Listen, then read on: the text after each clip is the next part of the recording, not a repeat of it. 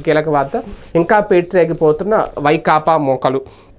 అధికారం కోల్పోయిన అదే హింసాకాండ, 6 రోజుల్లో 2 తెలుగుదేశం పార్టీ కార్యకర్తల హత్య, తిరిగి దొంగ అన్నట్టు పెడబొబ్బలు, దాడులు దాష్టికాలు దౌర్జన్యాలతో 5 ఏళ్లుగా పెట్టకపోయిన వైసీపీ మోకలు అధికారం కోల్పోయాక కూడా అదే దమనకాండ కొనసాగిస్తున్నాయి. ఎన్నికల ఫలితాల్లో విడుదలయ్యాక రాష్ట్రంలో గత 6 రోజుల్లో 2 తెలుగుదేశం పార్టీ కార్యకర్తలను వైసీపీ అరాజక శక్తులు బలుకొన్నాయి. అనేక చోట్ల భౌతిక దాడులు తెగబడుతున్నాయి. ఫలితాలు వెల్లడైన రోజే మంగళగిరి నియోజకవర్గం దుగ్గిరాల మండలం చిలువూరుకు చెందిన టీడీపీ కార్యకర్త షేక్ కాసిం 24 సంవత్సరాలు. ఇతను వైకాపా కార్యకర్తలు కర్రలు క్రికెట్ బ్యాట్లతో కొట్టి పాశవికంగా చంపేశారు.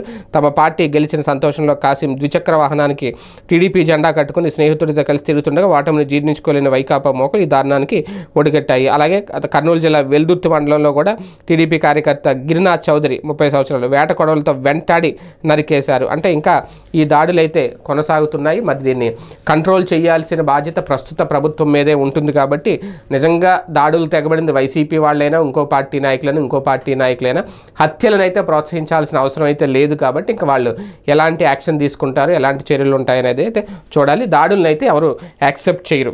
ఇక నెక్స్ట్, ప్రజా వ్యతిరేకతను పసిగట్టలేకపోయాం. ఇదొక రియలైజింగ్ ఫ్యాక్టర్ అనుకోలేము. జగన్మోహన్ రెడ్డి గారు గడప గడపకు తిరిగినప్పుడు ప్రచారంలోనూ కనిపించలేదు. జగన్తో ఓటమి పాలైన నేతలు కార్యకర్తలకు అండగా నిలవాలన్న వైసీపీ అధ్యక్షుడు. ప్రభుత్వ వ్యతిరేకత ఈ స్థాయిలో ఉందని గుర్తించలేకపోయామని ఎన్నికల్లో ఓటమి పాలైన పలువురు వైసీపీ అభ్యర్థులు అభిప్రాయపడ్డారు. సోమవారం తాడేపల్లిలో జగన్ ఆయన క్యాంపు కార్యాలయంలో కలిసి మాట్లాడారు.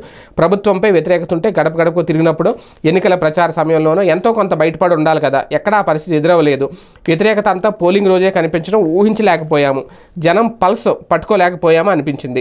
రాయలసీమ ప్రాంతంలోనూ ఎన్నికల ప్రభావితం చేసే రెడ్డి సామాజిక వర్గం ఫ్యాక్టర్ కూడా పనిచేయలేదు. పూర్తిగా పార్టీ గ్రామాలకు చోటే కూడా ఓట్లు పడలేదు. పార్టీ గ్రామాలు అనుకున్న చోట కూడా ఓట్లు పడలేదు. 2019లో అయితే అప్పటి తెలుగుదేశం పార్టీ ప్రభుత్వంపై జనం ఉన్న వ్యతిరేకత బహిరంగంగా అనిపించి ఇప్పుడు అంటే ప్రధానంగా ఉద్యోగుల నుంచి ఇదంతా ఎందుకు కనిపించదు, ఎందుకు కనిపించాలి, ఎందుకు కనిపించలేదు అంటే అది ఇప్పుడు కాదు, వాళ్ళు ముందే ఆలోచించుకుంటే బాగుండేది. ఎక్కడికక్కడ అరాచకాలు సృష్టించి కేసులు పెట్టి దాడులు చేసేస్తూ ఉంటే బయటకు వచ్చి ఎవరు చెప్తారు?